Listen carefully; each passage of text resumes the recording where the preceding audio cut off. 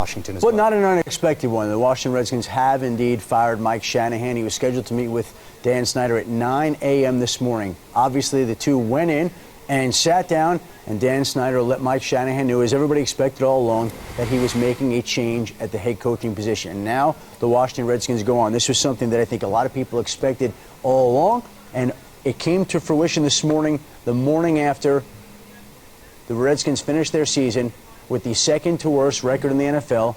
They locked up the second overall pick in the draft, which now will go to the St. Louis Rams as the last part of the compensation in the Robert Griffin III deal. Even before they made this official, behind the scenes they were putting together a coaching candidate list. And I think Adams had reported about David Shaw from Stanford, who's not going to the NFL, as we know. He wants to stay at Stanford. But the names on the situation, let me just get to that. Through a third party, about 6 weeks ago, roughly, the Redskins made inquiries about David Shaw, the Stanford coach. And we've been told here that David Shaw plans to stay at Stanford. But this is something that gives you an indication that this is something the Redskins have been thinking about for a while.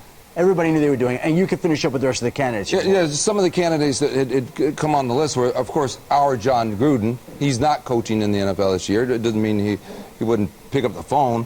But his brother, Jay Gruden, the offensive coordinator of the Bengals. Now, the Bengals don't have a bye, so they can't. I don't think they can interview Jay Gruden this week. They cannot interview him until January 12th. Right. Is the one day that they will be granted a window to go interview Jay Gruden. Lovie Smith also on that list, the former Bears coach. Mike Zimmer, the Bengals defensive coordinator. Again, he could not be interviewed this week. But Jay Gruden definitely. You know, had been some talk about Jerry Gray, the Titans defensive coordinator, because he's been through there, possibly getting an interview.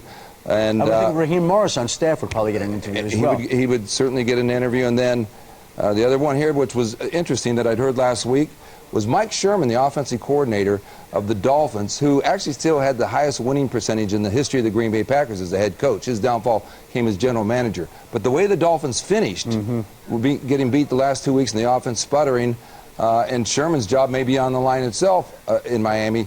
You just wonder whether or not he is on that Redskins list now. What about a name that we've heard rumor-wise? A guy like Art Briles from Baylor, the head coach with RG3 in college. I was asked that question this morning from somebody, and it's something that has been mentioned because of RG3.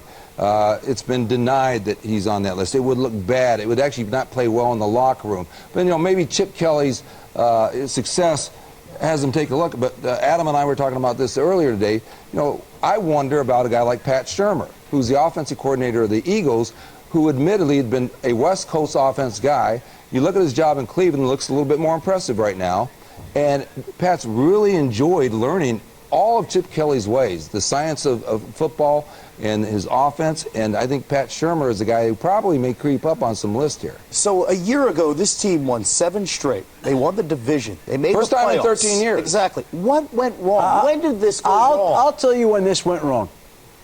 I've never seen one team squander so much goodwill over the course of 3 hours in one game. One game, the playoff game against Seattle last year, everything unraveled. RG3 gets hurt. The team loses the game. And from that point on, it became a blame game. Who's responsible for what? Who left RG3 in? How's he going to rehab? And it just changed the dynamics and tone and atmosphere of everything in Washington. But there was even though RG3 was the offensive rookie of the year last year, and they won their first division title in 13 years, there was an undertone even before that game that RG3 and the owner Dan Snyder, they were isolated. And I'm not sure, you know, if you know Mike Shanahan, you looked at his contract, he's in control of everything football-wise. And I think that thing got a little bit wrong. It was building toward that even before the RG3.